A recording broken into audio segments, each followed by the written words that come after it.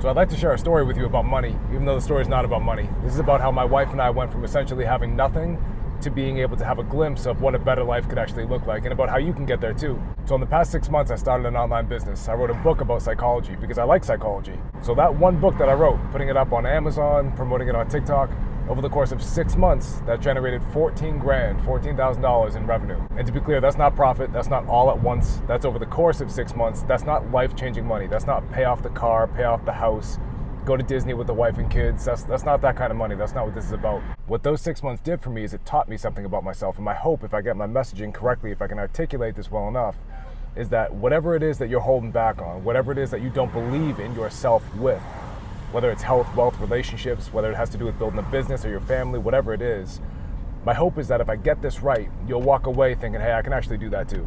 So real quick, there's a little bit of backstory to that 14 grand. For the 7 years prior, I had swung and missed. I had tried to create things, online products, physical products. I tried to sell services, failed, bombed completely. Every single one of them, every single thing that I tried was a complete nothing. And what I internalized over that time was that my failures made me a failure. It became my identity, and that's just not true. What I struggled to realize at the time is that I was swinging and missing, but I was also learning. I was learning the fundamentals of what I was trying to do. But I was so wrapped up in the failures that I couldn't actually translate those to lessons. So way before it became 14 grand, the first couple of dollars, the first couple of sales, it was very validating for me. It proved to myself that I could actually go from 0 to 1. And I think that's where a lot of people struggle. They don't think that they can break through that initial barrier because they have this story about who they are, who they're meant to be. And what's really worth noting is that, like, I come from a military family. Like, I was in the Marines, my brother was in the Army, still is actually. I don't come from money. Like, there's no vast stores of wealth that we have in our family, so like there was no buffer. There was also no Kickstarter for me to invest a shit ton of money. Like there was no network that I could tap into to kind of give me a little bit of a boost, a little bit of a head start. I see that so many people are starting from that point of 0, but it's not even just 0. They're starting without any proof that they can do the thing that they want to do, but also they have this story that they're going to continue to be a failure, that they will never be able to do it, and that's a lie. So again, it's not about the money, it's about what that money did for me psychologically. It proved to myself that I could get through my biggest barrier, and it also proved to me that my biggest barrier wasn't external, it was internal, it was psychological. So how does this actually apply to you? I don't know your story, I don't really know what your biggest obstacles are. What I can say is that for so many of the people that I work with, I'm a counselor now, by the way, so often our biggest barriers are between the ears. And again, man, I put myself in this category. Like for a very long time, I was the guy that allowed my own bullshit, that allowed my own stories, my own narrative to get in the way of accomplishing the thing that I kind of deep down knew that I could do, but I didn't have the proof yet. I didn't have the validation yet, and I let that hold me back. And I think another really big piece of this, or what I experienced at least, is that we are so caught up in our day-to-day, like 9 to 5 grind, which is just survival mode, it's just stress mode. So we have bills that we need to pay, we have a family that we need to provide for, we have obligations, real adult tasks. What that does is it actually robs us of our potential, because while we're trying to survive, well, what gets sacrificed? That thing that we wanted to do, that life that we wanted to build, that's the thing that gets sacrificed. So I'll use myself as an example. Before I started doing this whole online thing, before I started making a business for myself, after I got out of the military, I just bounced around from job to job, kind of drifting, kind of aimless. But I got to this job where I used to work with kids in jail, and it was like a 45, 50-minute commute. I have to wake up at like 3:45-ish, sometimes 4 if I wanted to sleep in. That's not hyperbole, by the way. But I would have to wake up really early to go and work out, because that was also really important to me before I got to work for my 7 a.m. shift. And I'm not saying it's all negative. Like before we would go to our shift, I would work out with the guys that I would be on shift with. So like you start to build some really good relationships. But then you entrench yourself in this life that you don't really want, because the commute is a beast. The work is not really something that you ask for. It's draining, it's exhausting. You get to a point where you entrench yourself in this life where you now need the paycheck to pay for the bills, to sustain the life that you didn't really ask for. And that's conflicting, because you love your family so incredibly much. It's like you're not just gonna quit your job because now you need the paycheck. So you find yourself caught between a rock and a hard place, and they entice you to stay there by things like, benefits, or they offer, overtime or things like that. They give you what I call soft benefits for you to kind of stay there. And it's to entice you to stay in a life that you didn't really want in the first place. Like you didn't ask to get in that job that you might be in right now. So I worked there for a couple of years. The overtime was pretty good. Again, the relationships were pretty good. Like it wasn't all bad. But the point is that you need to be aware of what you're sacrificing for the sake of being able to pay those bills.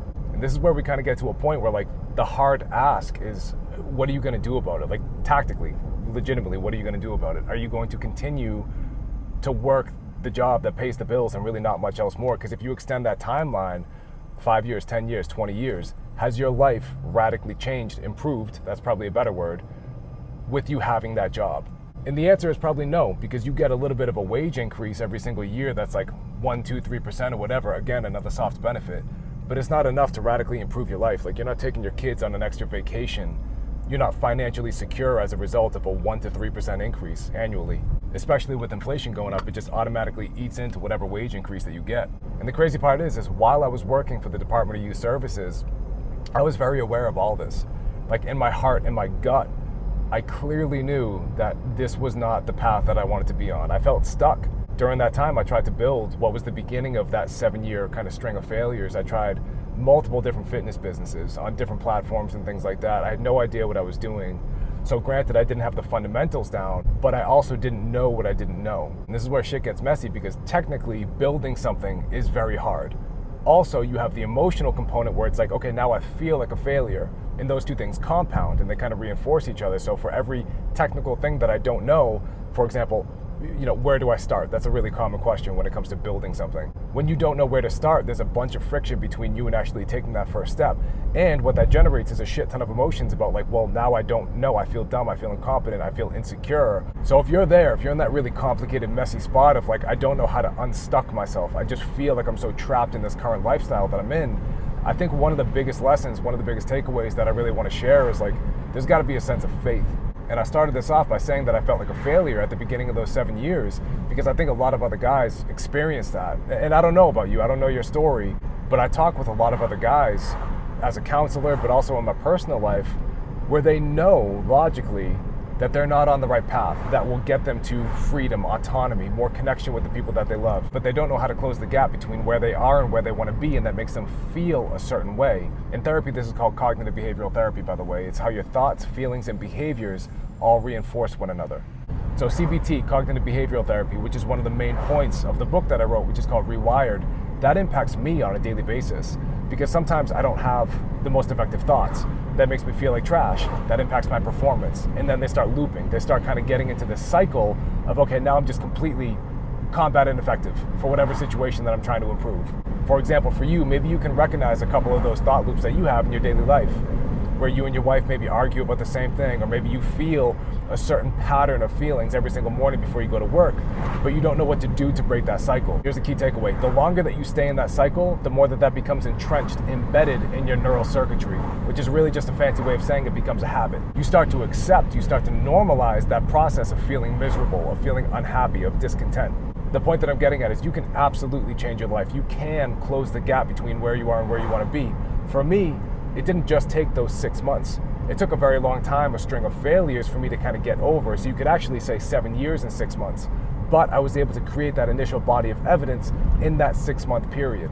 So for you, I'll leave you off with a simple question, even though it's really hard to answer. Like, what do you want? What do you want your family to look like, your bank account to look like, your connections to look like, your body to look like? Nobody teaches us this stuff when we're growing up. We're only given the conventional path, but it's really okay for you to develop a positive vision for your future and then hunt it down. In fact, with the way that the world is going, especially with inflation and all these other things that make you feel like you're getting choked out, especially financially, finding that vision, creating that vision, maybe that's a better word for it, creating that vision and then chasing it down day in, day out, enduring through the failures is probably the safest bet that you can take, the safest bet that you can play to create that life that you actually want.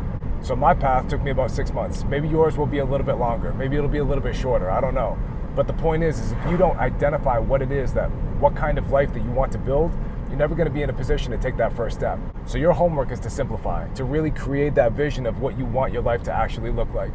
Is it that you don't want to feel like your heart sinks every Sunday afternoon? Do you just want a sense of peace with your wife, with your kids, to be able to enjoy time with them without the feeling of stress kind of bogging you down, like without those chains? Is a sense of peace, autonomy. The more clarity that you bring to your specific situation, and I always say you just need a direction. You don't need the exact location just yet. Just get the general direction of where you want to go, i.e. starting a business, improving your life with your family, like whatever it is. The better position that you're going to be in to take those first action steps. So I'll leave you with that. Don't sacrifice your potential for a sense of mediocrity, because that is the most dangerous play that you can have. Try to build something. Have the faith that your life can become the thing, the picture that you actually want, because it is absolutely possible. I learned this in the past 6 months, but so have so many other people in various different ways. You have a story in your head that is holding you back. My encouragement for you is to identify what that story is, what your core fears are, and just break that shit down and start taking the actual steps. So if this lands, I got a free guide in my bio that you might actually like. It's called 7 Days to Emotional Clarity. It's exactly what it sounds like. You will track what it is that triggers you emotionally that is keeping you stuck. That is your roadmap to identify what are the triggers, what are the actual barriers that are keeping you from taking the first steps. It'll also put you on an email list where you and I can communicate directly. This is what I do for a living. I'm a counselor. So you and I can start to spitball what are some of the actual first steps that you might be able to take.